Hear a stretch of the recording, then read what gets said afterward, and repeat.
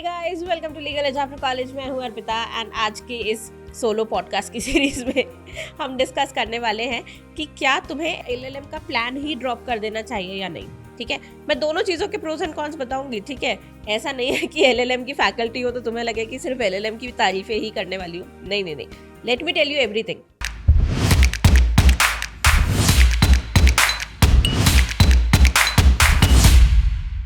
ये थॉट किसको आ रहा है? सबसे पहले तो ये है ना कि किसको ये थॉट आ रहा है। देखो, AIR 1 को ये थॉट नहीं आ रहा है ना, ये थॉट आ रहा है मे बी AIR 5000 को, मे बी AIR 4000 को कि क्या LLM करना है, क्या LLM का कोई वर्थ है अगर Tier 3 यूनिवर्सिटी ही मिल रही है तो ऐसे में काफी क्वेश्चन कर रहे हो तुम खुद को कि क्या LLM करना भी चाहिए या छोड़ देना, क्या दिक्कत है। तो लेट मी टेल यू कि LLM किस किस को करना चाहिए। ठीक है, अगर इस कैटेगरी में तुम नहीं आते हो तो तुम बिल्कुल ड्रॉप कर सकते हो। It is absolutely going to be okay.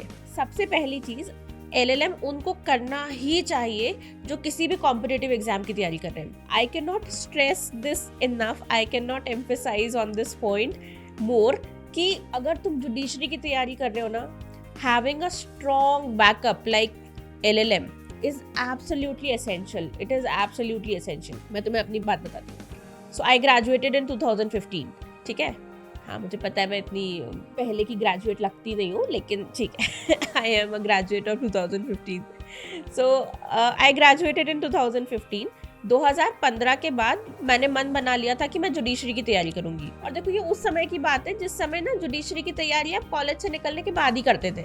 हमारे कॉलेज में कोई नहीं था जो जुडिशरी की तैयारी साथ साथ ही कर रहा होगा।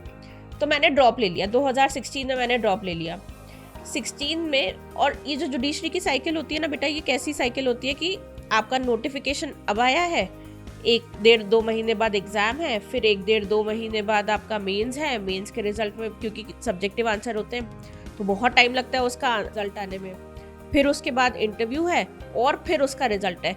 तो मोटा मोटा ना 10 से 11 महीने का साइकिल होता है जुडिशरी का। तो अगर आप एक बार प्रीलिम्स क्लियर कर गए, मेंस क्लियर कर गए, इंटरव्यू तक पहुंच गए, तो मतलब आपने पूरे 10 से 11 महीने इन्वेस्ट कर दिए अपने साल के। Which happened with me. 2016 में प्री क्वालिफाई किया, मेंस क्वालिफाई किया, इंटरव्यू तक गई, इंटरव्यू में वेटिंग लिस्ट पे थी और रुक गई। उसके बाद सिलेक्शन नहीं हुआ। तो मेरे पूरे 11-12 महीने उसमें खराब हो गए। और फिर उसके बाद दुख दर्द पीड़ा का 1-2 महीना और ऐड कर लो उसमें, तो मेरा पूरा साल उसमें चला गया। अब देखो, पहली बार में ही जब मैं इंटरव्यू पहुंच गई तो घर वालों को क्या लगा कि ये बेटी है हमारी, ये तो नाम रोशन करेगी, ये तो जज बनेगी। तो दूसरी बार उन्होंने कहा नहीं, कुछ और नहीं करना है, सिर्फ जुडिशरी की तैयारी करो, फोकस करके करो। मैंने 2017 भी पूरा इस तरह से निकाल दिया। मैं फिर से प्री क्वालिफाई करी, मैंने फिर से मेंस दिया, मैं फिर से इंटरव्यू में गई और इंटरव्यू में रह गई। मेरा पूरा साल दोबारा खराब हो गया। इन द मीन टाइम मेरे जो फ्रेंड्स थे, कोई किसी लॉ फर्म में पार्टनर बन रहा है, कोई फॉरेन ट्रिप कर रहा है, किसी ने शादी कर ली, तो प्रोफेशनल या पर्सनल ग्रोथ सभी की हो रही थी। And here I was stuck. क्योंकि मैंने ग्रेजुएशन किया, ग्रेजुएशन के बाद मैं 2 बार इंटरव्यू तक तो गई, लेकिन इंटरव्यू में जाना अपने आप में कोई क्वालिफिकेशन थोड़ी है।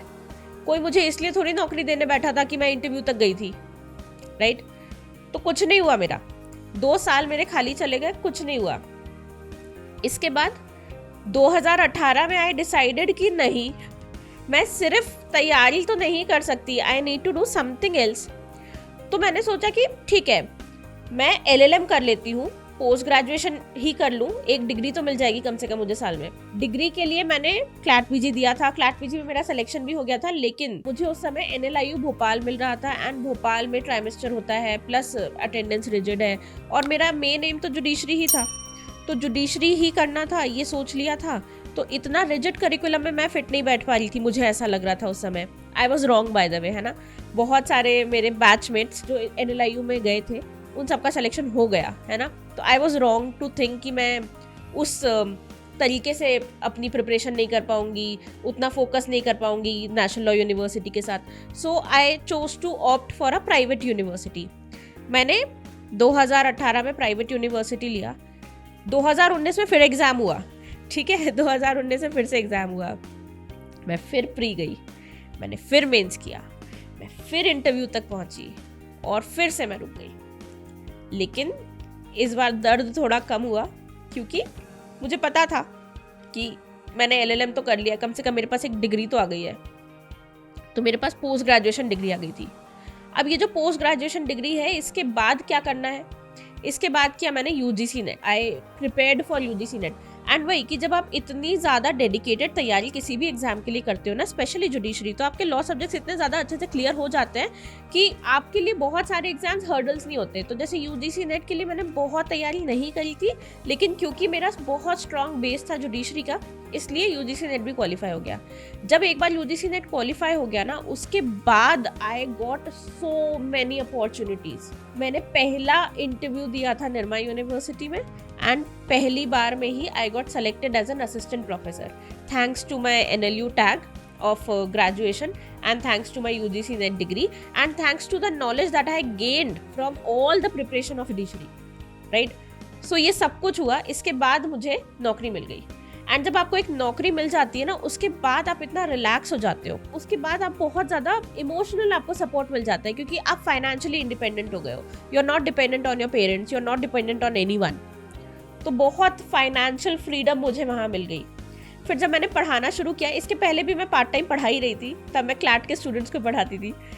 वही क्लैट के स्टूडेंट्स, पता है, इस साल मेरे LLM के स्टूडेंट्स रहे हैं, and legal edge after college में वो मुझे मिले वापस। तो उन्होंने मुझे बताया कि मैम AIR 30 आई है, AIR 300 आई है। अमेजिंग।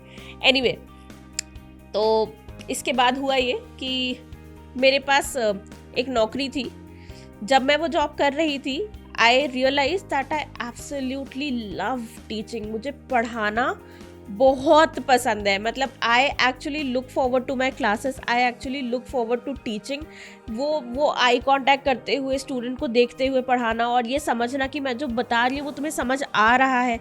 वो जैसे किसी स्टूडेंट को समझ में आता था, आंखों में चमक आ जाती थी, और जिस स्टूडेंट को नहीं समझ में आ रहा होता था, वो थोड़ी आंख चुरा रहा होता था। तो मुझे पता होता था कि इसको मुझे ठीक से समझाना है। That fueled my passion for teaching. That fueled my passion for making concepts easier for students to understand. And वहाँ से फिर I thought कि मुझे जज शायद बनना ही नहीं था। शायद पेरेंट्स मुझे काफ़ी कह रहे थे, इसलिए मैं जुडिशरी के लिए इतना फोकस थी। I always wanted to be a teacher maybe. So I came back to teaching. University के बाद मैंने फिर फुल टाइम पढ़ाना ही शुरू कर दिया, एंड उसके बाद से till now I have not look back.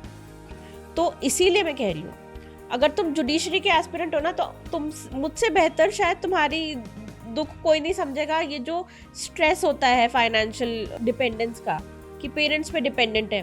5 साल का ग्रेजुएशन है बेटा, 5 साल के ग्रेजुएशन में तुम 23-24 साल में तो ग्रेजुएट हो रहे हो, फिर तुम 1-2 साल तैयारी के दे रहे हो, 25-26 साल के तुम हो रहे हो।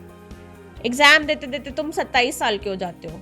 तो at the age of 27-28 you are still dependent on your parents, while your siblings are making money, while your friends are getting jobs, and you are still dependent on your parents. That is something which is not very easy to understand for people, and that is something जो जिससे लोग बहुत empathise नहीं करते। But क्योंकि ये मैंने खुद फेस किया है, इसलिए आई नो कि कितना ज़्यादा डिफिकल्ट होता है। मे बी शायद स्टूडेंट की लाइफ का सबसे डिफिकल्ट पार्ट यही होता है।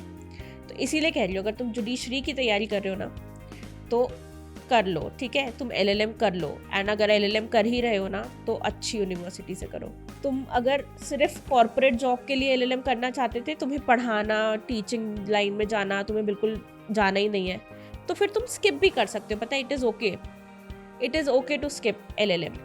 तुम सीधे जॉब की तैयारी करो, सीधे जॉब करो, सीधे उन्हीं फर्म्स में अप्लाई करो जिन फर्म्स में तुम जॉब करना चाहते हो। Build your way up in the corporate ladder, तो वो भी अच्छा है।